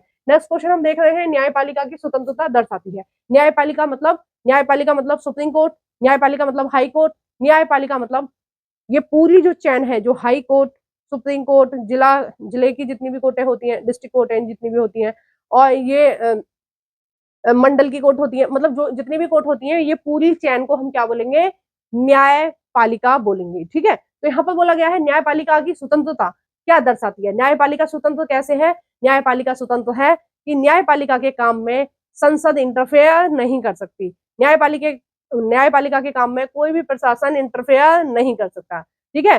तो इसलिए क्या है, न्यायपालिका स्वतंत्र है, वो अपने डिसीजन खुद ले सकती है। स्वतंत्र कैसे है, क्योंकि न्यायपालिका के यानी कि जजों के जो ट्रांसफर होते हैं वो नेताओं के हाथ में नहीं होते हैं, ठीक है, कोई भी प्रशासन उनके किसी भी काम में हस्तक्षेप नहीं कर सकता, ठीक है। संसद में भी उनके खिलाफ कुछ भी ऐसे ही नहीं प्रस्ताव पारित हो सकता, ठीक है। कुछ भी करने के लिए संसद में महाभियोग लाना पड़ेगा, महाभियोग के तहत लंबी प्रक्रिया होती है, तभी चीजें हो पाएंगी। जैसे साउथ में एक मंदिर में पूजा करने की हिंदू धर्म के जो लोग थे वो मांग रहे थे परमिशन की, उनको पूजा करने का अधिकार दिया जाए, ठीक है। साउथ के एक जज थे, उन्होंने परमिशन दे दी कि ठीक है भाई, तुम्हें परमिशन है, तुम पूजा कर सकते हो, दीप जला सकते हो, ठीक है। बहुत ज्यादा पॉपुलर मुद्दा रहा ये, ठीक है, हर न्यूज चैनल ने, हर मीडिया ने कवर किया था इसको, आप जानते ही होंगे। तो परमिशन दे दी गई, बाद में कुछ दूसरे पक्ष के लोगों को जो हिंदू नहीं है, उनको ये बात बुरी लगी कि भाई इन्होंने परमिशन कैसे दे दी, इस मंदिर में तो दीपक नहीं जलना चाहिए, पहले से नहीं जल रहा तो अब भी नहीं जलना चाहिए। तो उन्होंने क्या किया, उस पर दबाव बनाया जज पर कि भाई आप ऐसे डिसीजन नहीं ले सकते हो, डिसीजन वापस लो। जज भी अड़िग रहे कि भाई इसमें गलत क्या है, एक ही दिन तो पूजा के लिए मांग रहे, तो करने दो इनको पूजा। तो जज भी नहीं माने, उन पर प्रेशर बनाया गया तो वो मान नहीं रहे, क्योंकि किसी के हाथ में है नहीं उनका ट्रांसफर करना, किसी के हाथ में है नहीं उनको सस्पेंड करना, तो वो दबाव में क्यों आएगा, कोई आदमी दबाव में जब आएगा ना, जब उसके नौकरी जाने का खतरा होगा, उनको खतरा है ही नहीं नौकरी जाने का। फिर उनके ऊपर महाभियोग लगाने की तैयारी की गई कि भाई महाभियोग के जरिए इस जज को हटाओ, क्योंकि इसने ये डिसीजन लिया है। और वो महाभियोग वाली जो प्रक्रिया थी, उसके लिए भी एक लंबा चौड़ा प्रोसेस है, और उसके लिए उतने लोग मान्यता दें, मतलब इतने लोग वोट डालें कि हाँ भाई हम चाहते हैं कि ये जो जज है ये अपनी कुर्सी छोड़े। और वो महाभियोग उनका कंप्लीट ही नहीं हुआ, विपक्ष लेके आया था महाभियोग, ठीक है, जिसमें विपक्ष के लगभग सभी नेता थे कि हिंदू धर्म को ये जो मान्यता दी है दीप जलाने की, ये गलत दी है। बाद में उनका ये जो प्रोपागंडा था वो फेल हो गया, जज अपनी कुर्सी पर वापस बने रहे, और वहां पूजा अर्चना की भी परमिशन मिल गई, ठीक है, वहां दीप वगैरह भी जले। तो आप समझ पाए कि इस उदाहरण से आप क्या समझ पाए, इस उदाहरण से आप ये समझे कि किस तरह से न्यायपालिका अलग है, ठीक है, उसकी शक्तियां अलग हैं सबसे, ठीक है, उसके काम में कोई इंटरफेयर नहीं कर सकता। अगर वो अलग नहीं होता तो उन जज को दबाव में आकर अपना फैसला वापस लेना पड़ता, हिंदू धर्म को मना करना पड़ता कि भैया तुम यहाँ पर दीपक नहीं जला सकते, ठीक है। तो ऐसा करना पड़ता है, क्योंकि वो स्वतंत्र है तो कोई भी फैसला ले सकता है, किसी भी मुख्यमंत्री को कटघरे में खड़ा कर सकता है। अपने जो पुराने दिल्ली के मुख्यमंत्री थे वो भी कटघरे में खड़े हुए, जेल भी होके आए, ठीक है। उन पर कुछ चार्जेस ऐसा शक हुआ, अभी तक उनके जो चार्जेस हैं वो पूरी तरह से नहीं हुए कि हाँ वो दोषी थे, अभी तक दोषी करार नहीं दिया गया है, लेकिन हाँ उन पर शक है कि उन्होंने ऐसा कुछ गलत काम किया है, ठीक है। तो कोर्ट में कोई भी व्यक्ति जो दोषी है वो जाएगा, और वो वहां पर अपनी जो भी उसको सजा मिलती है, जुर्माना दिया जाता है, वो उसको करना पड़ेगा, चाहे वो प्रधानमंत्री है, राष्ट्रपति है, कोई भी, सॉरी राष्ट्रपति और ये जो न्यायाधीश होते हैं इन पर नहीं लगता है, इन पर महाअभियोग लगता है, ठीक है। बाकी मुख्यमंत्री है, कोई भी मंत्री है, कोई भी सांसद है, कोई भी विधायक है, वो सबको तलब कर लिया जाता है। अगर ऐसा नहीं होता तो विधायकों की चलती, ठीक है, एमपीओ की चलती, और हमारी जो न्यायपालिका है वो पूरी तरह समाप्त हो जाती, खत्म हो जाती। फिर तो कोई भी विधायक बोल देता कि अच्छा मेरे खिलाफ आदेश दिया ना, फिर सोच लियो बचेगा नहीं, सस्पेंड कर दूंगा मैं तेरे को, ठीक है। तो फिर क्या करते, जज बेचारे डर डर के काम करते, ठीक है। तो पहला है इसमें, विधायिका और कार्यपालिका न्यायपालिका के काम में हस्तक्षेप नहीं कर सकती, ठीक है। तो 13 का जो सही आंसर है वो यही है कि कार्यपालिका में कौन कौन आता है, पालिका में आता है आपके प्रधानमंत्री, आपकी संसद, ये सब आते हैं, ठीक है। और सॉरी विधायिका में आते हैं आपकी संसद वगैरह, और कार्यपालिका में आता है आपका प्रशासन, ठीक है। प्रशासन ये एसडीएम वगैरह जो होते हैं ना पूरे प्रशासन में, सचिव वगैरह, ये सब आते हैं इसमें।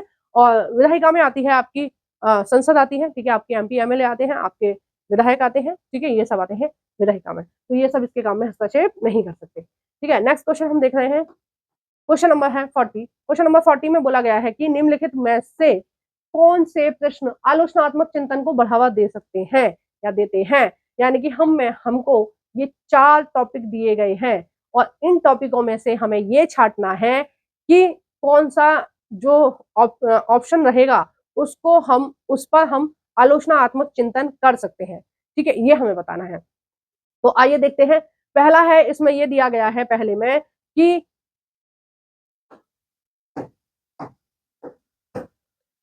पहले में दिया गया है कि वे विभिन्न तरीके क्या हैं जिनके द्वारा सरकार सरकार सभी को स्वास्थ्य सेवाएं प्रदान करने हेतु कदम उठा सकती है, चर्चा कीजिए, ठीक है।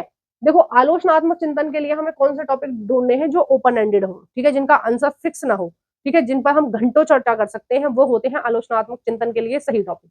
अब जैसे कि इसमें दिया गया है कि वे विभिन्न तरीके क्या हैं जिनके द्वारा सरकार सभी को स्वास्थ्य सुविधाएं प्रदान कर सकती हैं, करने हेतु कदम उठा सकती हैं, चर्चा कीजिए, ठीक है। अलग अलग बच्चे अपने हिसाब से अलग अलग चीजें निकाल के लाएंगे कि भाई ऐसा कर सकती है गवर्नमेंट, वैसा कर सकती है, इस तरह का, ठीक है। बी है इसमें कि अमेजन की तुलना में गंगा नदी अमेजन अमेजन नदी की तुलना में गंगा नदी में प्रदूषण मानव जीवन को व्यापक रूप से प्रभावित करेगा, कथन की जांच कीजिए, ठीक है। क्यों प्रभावित करेगा। अब बच्चों को हमने अमेजन बेसिन के बारे में भी बताया 7th क्लास में, ठीक है। गंगा नदी भी के बारे में भी उसी चैप्टर में दे रखा है, जिसमें अमेजन बेसिन दे रखा है उसमें गंगा के बारे में दे रखा है, ठीक है, गंगा यमुना के बारे में दे रखा है, सॉरी गंगा ब्रह्मपुत्र के बारे में दे रखा है, ठीक है। तो उसी में दे रखा है, तो बच्चे इस तुलना करेंगे कि भाई अमेजन बेसिन में ये इस तरह की इतने ज्यादा उद्योग धंधे नहीं है, अमेजन बेसिन के किनारे इतने सारे शहर नहीं बसे हुए, भारत में गंगा नदी के किनारे जितने भी बड़े शहर हैं, ज्यादातर बड़े शहर अगर हम उत्तर भारत के देखें तो वो गंगा और यमुना नदी के किनारे ही बसे हुए हैं, ठीक है। तो ये अंतर बताएंगे बच्चे, फिर उनको बच्चे बताएंगे कि इस वजह से प्रदूषण हो रहा है, फिर बच्चे बताएंगे कि इस प्रदूषण से ये सारी बीमारियां हो रही हैं और हम इनको कैसे कम कर सकते हैं, ठीक है। एक लंबा चौड़ा सब्जेक्ट है, अगर हम इस पर बहस करते हैं, इस पर हम वाद विवाद करते हैं तो 4-5 घंटे आराम से लग जाएंगे हमें, ठीक है। तो ये बी भी सही हो जाएगा, ठीक है, बी भी सही है। अब देखो सी है, ब्राजील एवं भारत की भू आकृतियों के बीच भेद। अब कुछ ही भेद है, अनंत भेद तो नहीं है। ब्राजील की भू आकृति कैसी है और भारत की भू आकृति कैसी है, ठीक है। डी है, हिमालय की महत्वपूर्ण विशेषताओं का वर्णन कीजिए। विशेषता हुई, तथ्य हुए, ये हमेशा क्लोज एंडेड होते हैं, ठीक है, यानी कि इनके निश्चित आंसर होते हैं, तो ये कभी भी वाद विवाद चर्चा का विषय हो ही नहीं सकते हैं, ठीक है। विशेषता हुई, गुण हुए, दोष हुए, ठीक है, क्योंकि एक लिमिटेड ही दोष होंगे ना, किसी में कितने भी ऐसे थोड़ी ना कितने भी आप निकालते रहो। तो कभी भी किसी भी चीज की विशेषता पूछी जाए, किसी के भेद पूछे जाए, किसी के गुण पूछे जाए, किसी के दोष पूछे जाए, किसी की परिभाषा पूछी जाए, तो ये वाले जो क्वेश्चन होते हैं ना तो क्रिएटिव होते हैं, ठीक है, यानी कि ना तो हम उनको क्रियात्मक विकास के लिए प्रयोग कर सकते हैं, ना ही हम उनको विश्लेषण के लिए प्रयोग कर सकते हैं, ना ही हम उनको किसके लिए आलोचनात्मक चिंतन के लिए प्रयोग कर सकते हैं, ना ही हम उनको समालोचनात्मक चिंतन के लिए प्रयोग कर सकते हैं, ठीक है। इस एक क्वेश्चन से मैंने आपको 5-6 क्वेश्चन बता दिए कि इन 5-6 क्वेश्चन में जब भी आप टॉपिक देखो तो आपको कौन सा देखना है, ओपन एंडेड, यानी कि जिनका आंसर फिक्स ना हो वो देखना है, ठीक है। ई में दे रखा है, मुगल शासन में जमींदारों की भूमिका क्या थी, ठीक है, तो ये भी एक लिमिटेड है ना कि क्या थी, कि मुगल शासन में जमींदारी जो प्रथा थी वो थी ही नहीं बहुत ज्यादा, क्योंकि उनका एक अपना ही अलग चल रहा था, मनसबदारी प्रथा चल रही थी, ठीक है, उनका अलग चल रहा था। जमींदारी जो प्रथा शुरू हुई वो मेनली वो शुरू हुई अंग्रेजों के समय में, ठीक है। तो सही आंसर कौन सा हो जाएगा, पहला, ए और बी दोनों सही है। नेक्स्ट क्वेश्चन हम देख रहे हैं, क्वेश्चन नंबर 15। क्वेश्चन नंबर 15 में पूछा गया है कि 19वीं सदी के दौरान आधुनिक आदिवासी इतिहास में कौन सा धर्म एक बहुत ही महत्वपूर्ण धर्म के रूप में उभरा? 19वीं सदी में पूछा है इन्होंने। उस 19वीं सदी का मतलब है 1800 प्लस में, ठीक है, जब अंग्रेजों का शासन भारत में चल रहा था, उस समय आदिवासी जो समाज है वो किस तरह का धर्म अपना रहा था। देखो, कभी भी धर्म परिवर्तन होता है, ध्यान रखना ये चीज, कभी भी धर्म परिवर्तन होता है, गरीब आदमी ही धर्म परिवर्तन करते हैं, और जो कम पढ़े लिखे लोग होते हैं वो ही धर्म परिवर्तन करते हैं, ज्यादातर बड़ी संख्या में, ठीक है। बहुत कम लोग होते हैं जो सोच समझ के अपना धर्म परिवर्तन करते हैं। अगर कहीं लाखों की संख्या में लोग धर्म परिवर्तन कर रहे हैं तो इसका मतलब ये है कि उनको कोई लोभ प्रलोभन देके, उनको डरा धमका के, या उनको बैला फुसला कर उनका धर्म परिवर्तन कराया जा रहा है, ठीक है। क्योंकि पैसे वाले लोग किसी भी धर्म में रहे उनको कोई फर्क नहीं पड़ता, ठीक है। जिनके पास पैसा है वो जिस भी धर्म में रहे उनको कोई फर्क नहीं पड़ता, ठीक है, क्योंकि वो इन सारी कुरीतियों को नहीं मानते, ठीक है। जैसे पर्दा व्यवस्था चलती है बहुत सारी जगह, लेकिन आप किसी भी धर्म में, किसी भी जाति में आप जाकर देख सकते हो, जो पैसे वाले लोग होंगे उनके घर में पर्दा व्यवस्था नहीं होगी, ठीक है, उनके घर में साड़ी पहनने वाला कल्चर नहीं होगा। तो फिर वो किसी भी धर्म में रहे, उनको क्या लेना देना है। और उनके यहाँ खाने पीने की कोई बंदिश नहीं है, आने जाने की कोई बंदिश नहीं है, घूमने फिरने की कोई बंदिश नहीं है, शादी विवाह की कोई बंदिश नहीं है, ठीक है। पैसे वाला इंसान है, वो शादी भी किसी से भी शादी करे, कोई उसके ऊपर उंगली नहीं उठा सकता, क्योंकि उसके पास पैसा है, पावर है। इसलिए धर्म परिवर्तन कौन लोग करते हैं? जो चाहते हैं कि हमें संघर्ष ना करना पड़े, हमें जल्दी से सारी चीजें मिल जाए, ठीक है। जिस भी आप धर्म के हैं, अगर आप धर्म परिवर्तन कर रहे हैं, मतलब आप जो चैलेंज आपकी लाइफ में है आप उनको फाइट नहीं कर पा रहे हैं, आप उनको सही से कर नहीं पा रहे हैं, इसलिए आप क्या कर रहे हैं, आप अपना धर्म परिवर्तन कर रहे हैं, ठीक है। तो सबसे ज्यादा जो कन्वर्जन हुआ 19वीं शताब्दी में वो हुआ ईसाई धर्म में, ठीक है। और अगर हम बात करें कि 16वीं शताब्दी में जो सबसे ज्यादा धर्म परिवर्तन हुआ, 16वीं, 17वीं, 15वीं शताब्दी में, ठीक है, 14वीं शताब्दी में, इन 15वीं तो आप ठीक से मान ही लो, 15वीं शताब्दी से 17वीं शताब्दी तक जो धर्म परिवर्तन हुआ भारत में वो मुस्लिम धर्म परिवर्तन हुआ। हिंदुओं ने कौन सा धर्म अपनाया? मुस्लिम धर्म परिवर्तन हुआ, ठीक है। जब अंग्रेजों का शासन चल रहा था तो अंग्रेज किसको प्रमोट करते हैं? ईसाई धर्म को, ठीक है। तो फिर कन्वर्जन यहाँ से तो रुक गया कि मुस्लिम धर्म में कम लोगों ने कन्वर्ट होना बंद कर दिया, ठीक है, मतलब कन्वर्ट कम हुए, और किसमें कन्वर्जन शुरू हो गया? ईसाई धर्म में। अब देखो, आदिवासी जो लोग थे उनको बहला फुसला कर जो ईसाई धर्म के लोग थे उन्होंने कन्वर्ट कर लिया, और ना केवल पहले कर लिया, आज भी कन्वर्जन बहुत बड़ी समस्या है भारत के लिए। कहाँ कहाँ चल रही है ये कन्वर्जन? जनजातीय क्षेत्रों में चल रहा है, झारखंड में चल रहा है, ठीक है, झारखंड में चल रहा है, और छत्तीसगढ़ में चल रहा है, मध्य प्रदेश के कुछ इलाकों में चल रहा है, पूरे पूर्वोत्तर भारत में चल रहा है, असम में, मिजोरम में, नागालैंड में, ठीक है, इनमें, क्योंकि वो जनजातीय लोग हैं जो बेचारे पढ़े लिखे नहीं है, जिनको समझ नहीं है क्या नहीं है।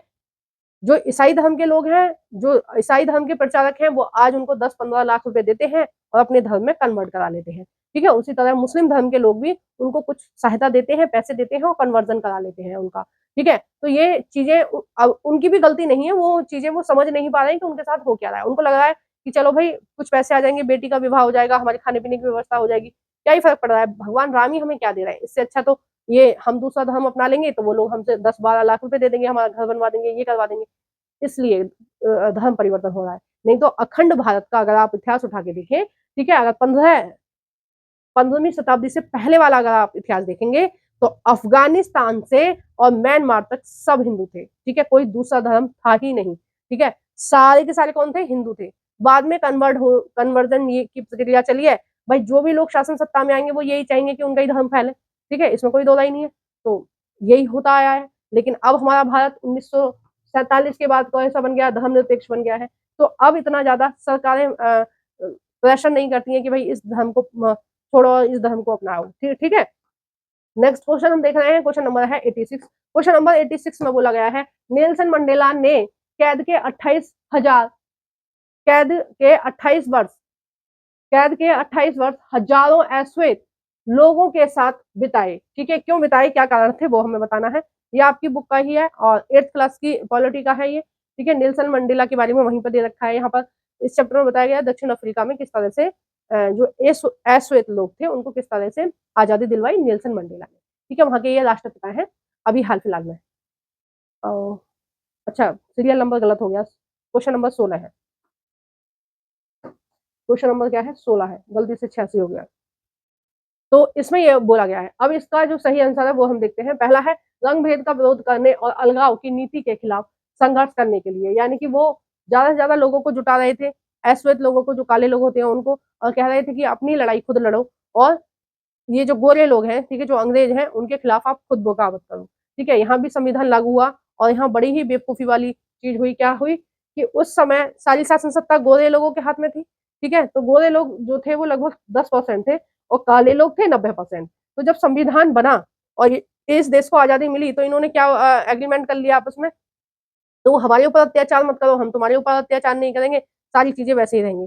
तो इस देश के 90% संसाधन आज भी गोरे लोगों के पास है। ठीक है, और ये 90% लोग कैसे हैं, इनके पास 10% संसाधन है, यानी कि ये गोरे लोग आज भी बहुत गरीब है वहाँ, और सॉरी, ये काले लोग आज भी वहाँ बहुत ज्यादा गरीब है, और गोरे लोग अमीर है। ठीक है, इनको ये करना चाहिए था, जब देश आजाद हो ही रहा था तो फिर उनको बोल देना चाहिए था कि भाई संपत्ति बराबर बराबर बांटो, या फिर अंग्रेजों को देश छोड़कर भागो, जैसे हमने कहा कि या तो भागो यहाँ से, या फिर हमें संपत्ति दो।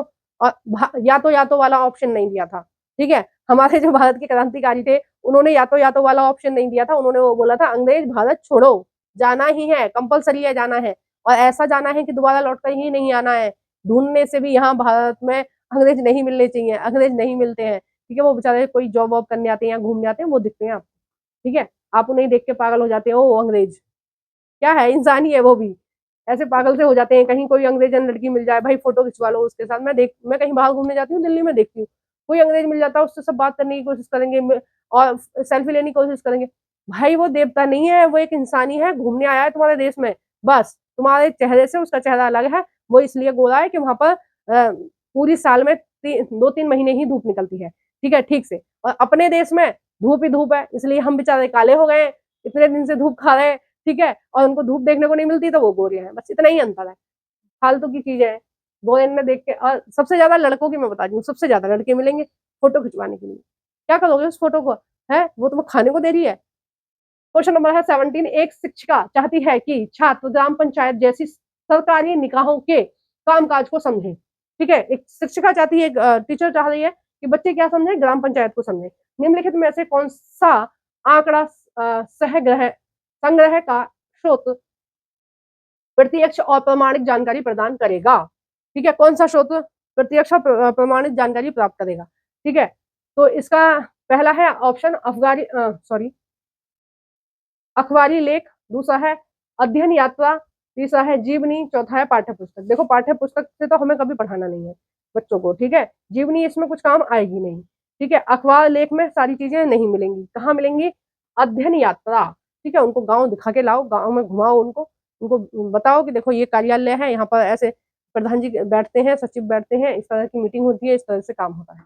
ठीक है, देखो क्षेत्र भ्रमण या अध्ययन यात्रा एक ही बात है, इन्होंने यहाँ पर थोड़ा सा चेंज कर दिया है कि अध्ययन यात्रा, बात एक ही, अध्ययन यात्रा लिखा हो या क्षेत्र भ्रमण लिखा हो या यात्रा यात्रा के बारे में कुछ लिखा हो, तो मतलब क्षेत्रीय भ्रमण ही होता है। ठीक है, यानी कि ऑन द स्पॉट जाकर उन बच्चों को वहां पर समझाया जाए। क्वेश्चन नंबर है 18, और क्वेश्चन नंबर 18 में बोला गया है कक्षा में शिक्षक द्वारा पूछे गए निम्न में से कौन से प्रश्न अन्वेषणात्मक और आलोचनात्मक प्रश्न की श्रेणी में आते हैं। वही जो मैंने आपको पीछे बताया था कि जो भी ओपन एंडेड रहेंगे वो कैसे होंगे, आलोचनात्मक रहेंगे, अन्वेषणात्मक रहेंगे। ठीक है, ओपन एंडेड वाले, और क्लोज एंडेड वाले वो कैसे होते हैं, वो इस तरह की चीजों में काम नहीं आते हैं। क्या जब आपको बच्चों का आलोचनात्मक चिंतन का विकास करना है, अन्वेषणात्मक का विकास करना है, क्रियात्मक का विकास करना है, तो क्वेश्चन आपको कैसे लेने चाहिए, ओपन एंडेड, क्योंकि एक बात आप बताओगे, दो वो बताएंगे, तभी तो उनका मानसिक विकास होगा। ठीक है, तो क्वेश्चन नंबर 18 का फर्स्ट ऑप्शन है हिमालय के सबसे दक्षिणी भाग को क्या कहते हैं। सबसे दक्षिण भाग को क्या बोलते हैं, शिवालिक बोलते हैं। अब इसमें चर्चा क्या करनी है, एक ही आंसर है उसका। बी है क्या सूर्य एक तारा है और क्यों, हाँ सूर्य एक तारा है, और ये इतना बड़ा इसलिए दिखाई देता है क्योंकि और जो तारे हैं वो और ज्यादा दूर है हमसे। ठीक है, ये सबसे पास है इसलिए बड़ा दिखाई देता है। ठीक है, सी है उत्तरी मैदान में अधिक जनसंख्या निवास क्यों करती है। अब बहुत सारे कारण है, क्या क्या कारण है, प्लेन है, यहाँ पर घर मकान बनाना आसान है, रोड बनाना आसान है। ठीक है, यहाँ की जो जलवायु है बहुत सही है, ना ज्यादा गर्मी है ना ज्यादा सर्दी है, बहुत सारे कारण हैं। ठीक है, अनेक कारण हैं, आप गिनते गिनते थक जाओगे। इसलिए दुनिया में जहां भी सबसे ज्यादा आबादी है वो कौन से क्षेत्र हैं, जो प्लेन है। ठीक है, जो मैदानी इलाके हैं उनमें है। डी है पाक जल संधि किन दो देशों के बीच स्थित है। पाक जल संधि किन दो देशों के बीच स्थित है, ये वाला नहीं आएगा, सॉरी, ये मैंने जो बताया सूर्य जो तारा है इसमें ये तो ओपन एंडेड क्लोज एंडेड हो गया, सूर्य एक तारा है, लेकिन क्यों है इसकी अलग अलग व्याख्या होगी। ठीक है, तो कौन सा सही होगा? देखो ओपन एंडेड में एक तो ये बी आएगा, ठीक है, ये जो क्यों है, क्यों लगते ही क्या हो गया, ये ओपन एंडेड हो गया। एक मिनट हम दोबारा से समझेंगे इसको। पहले में इन्होंने दे रखा तो सीधा सीधा आंसर है शिवालिक, ठीक है। डी वाला जो ऑप्शन है इसमें सीधा सीधा आंसर है कौन सा, किन दो देशों के बीच है, भारत और श्रीलंका, ठीक है, तो ये भी क्या हो गया, क्लोज एंडेड हो गया। अब देखो दूसरे में इन्होंने पूछा था सूर्य क्या एक तारा है, बिल्कुल हाँ एक तारा है, तो ये क्या हो गया, क्लोज एंडेड, लेकिन क्यों क्यों लगा दिया। अब हम इस क्वेश्चन को कैसे पढ़ेंगे, सूर्य एक तारा क्यों है, ठीक है। अब ये क्वेश्चन है, इसका तो फिर बहुत आप इसके ऊपर खूब चिंतन कर सकते हैं, खूब सारी चर्चा कर सकते हैं।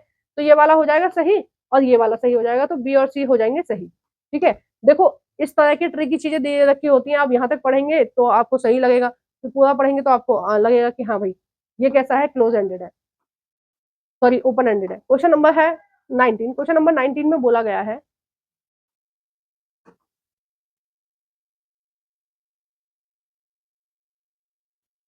क्वेश्चन नंबर 19 है, 19 में बोला गया है कि निम्नलिखित में से कौन से प्रश्न संज्ञानात्मक क्षमताओं के मूल्यांकन मूल्यांकन पक्ष को आंकते हैं।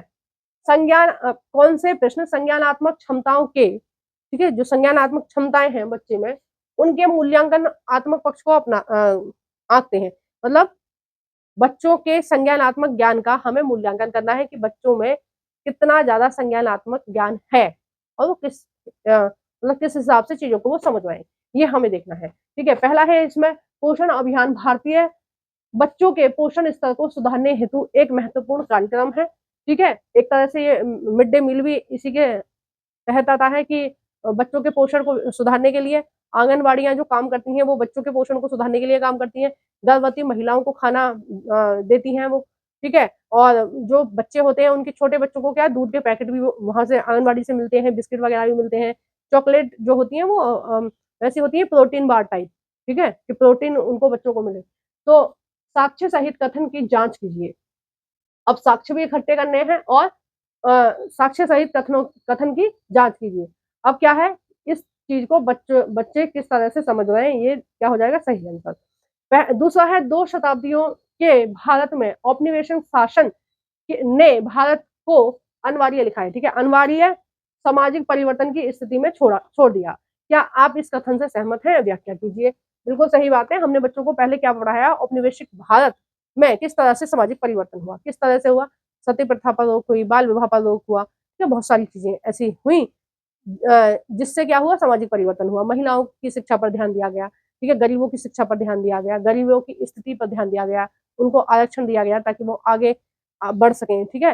जो चीजें जो सुविधा उनको पहले नहीं दी गई थी वो अब दी गई है, तो ये क्या है, एक तरह का सामाजिक परिवर्तन है, तो ये भी हो जाएगा सही। सी है इसमें 1991 के उत्तरार्ध में, ठीक है, 1991 के उत्तरार्ध का मतलब हो गया कि अच्छा पहले क्वेश्चन पढ़ लेते हैं। 1991 के उत्तरार्ध में भारत में गरीबी और बेरोजगारी में गिरावट आई, कथन का औचित्य सिद्ध कीजिए।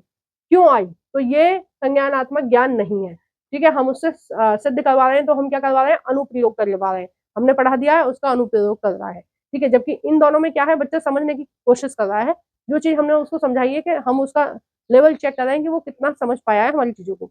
जबकि हम इसमें क्या चेक कर रहे हैं, इस वाले में हम ये चेक कर रहे हैं कि हमने जो पढ़ाया है बच्चा उसका प्रयोग कैसा कर रहा है, ठीक है। ब्लूम्स की टैक्सोनॉमी है ना, उसमें से आया है, ज्ञानात्मक भावात्मक है ना, क्रियानात्मक जो पक्ष है उसमें से आया है क्वेश्चन, तो ज्ञानात्मक में से पूछा है ये क्वेश्चन। सही आंसर कौन सा हो जाएगा, पहला और दूसरा दोनों ही सही है, ए और बी सही है, ठीक है। नेक्स्ट क्वेश्चन है क्वेश्चन नंबर 20। क्वेश्चन नंबर 20 में पूछा गया है कि निम्नलिखित में से किस पक्ष पर शिक्षा का अधिकार अधिनियम 2009 में मूल्यांकन कार्य विधियों के भाग के रूप में विचार किया गया है, ठीक है। यानी कि जो RTE था, राइट टू एजुकेशन था, RTE शिक्षा का अधिकार, राइट टू एजुकेशन जो था, उसके अनुसार 2009 में मूल्यांकन कार्य विधियों के भाग के रूप में विचार किया गया, ठीक है, वो हमें देखना है। तो इसमें क्वेश्चन नंबर 20 का जो ऑप्शन है ये आपके सामने है, आइए हम देखते हैं इसमें कौन सा सही है। पहला, इसमें भारतीय संविधान में प्रतिष्ठित मूल्यों को अनुमोदन किया गया है, बिल्कुल सही बात है। बी है, इसमें परीक्षा में मुख्यतः योगात्मक आकलन को सम्मिलित किया गया है, नहीं, सतत व्यापक मूल्यांकन को जोड़ा गया है इसमें, और उस पर ज़्यादा फोकस किया गया है कि बच्चे शुरू से आखिर तक किस हिसाब से सीख रहा है और नहीं सीख पा रहा है तो क्यों नहीं सीख पा रहा है, उन सारी कमियों को हम जाने और उनको सुधार करें। ठीक है, सी है विद्यार्थियों की शारीरिक क्षमताओं का पूर्ण सीमा तक विकास, है ना।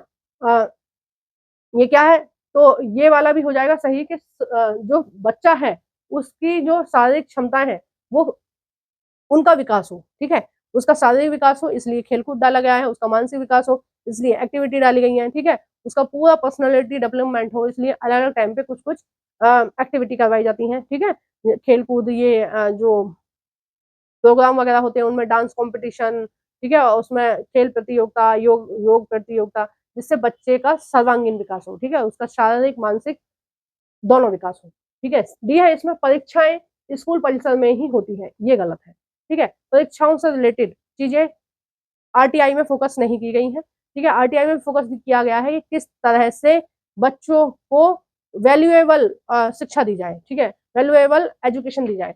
तो सही आंसर जो हो जाएगा क्वेश्चन नंबर 20 का वो हो जाएगा ए और सी जो है वो सही है, बाकी ये दोनों क्यों गलत थे वो मैंने आपको बता दिया, ठीक है। अभी काफी सारे क्वेश्चन हैं, काफी सारे क्वेश्चन सॉल्व करने हैं और थोड़ा टाइम भी लगेगा, तो अब हम आगे के जितने भी क्वेश्चन है वो नेक्स्ट पार्ट में कंप्लीट करेंगे, ठीक है। आपको वीडियो कैसी लगी है प्लीज कमेंट बॉक्स में बताइए। दूसरी मैराथन के लिए इस वीडियो को लाइक करना, वीडियो को शेयर कर देना जो भी फ्रेंड आपके सीटेट की तैयारी कर रहे हैं, और अगर आपको पीडीएफ चाहिए तो प्लीज मुझे बता देना। मैंने आपको नंबर बता ही दिया है, मैं नंबर आपको दोबारा बताती हूँ, ठीक है। अगर आपको किसी भी चीज की पीडीएफ चाहिए, या तो सीटेट के प्रीवियस पेपर की पीडीएफ चाहिए या तो आपको एनसीईआरटी की पीडीएफ चाहिए, तो आप मुझे बता सकते हैं 8287789818 पर, ठीक है, इस व्हाट्सएप नंबर पर आप मुझे बता सकते हैं, ठीक है। व्हाट्सएप पर आप मुझे मैसेज कर देना और मैं आपको पीडीएफ सेंड कर दूंगी, और पीडीएफ की जो प्राइस है वो 20 रुपीज है, ठीक है।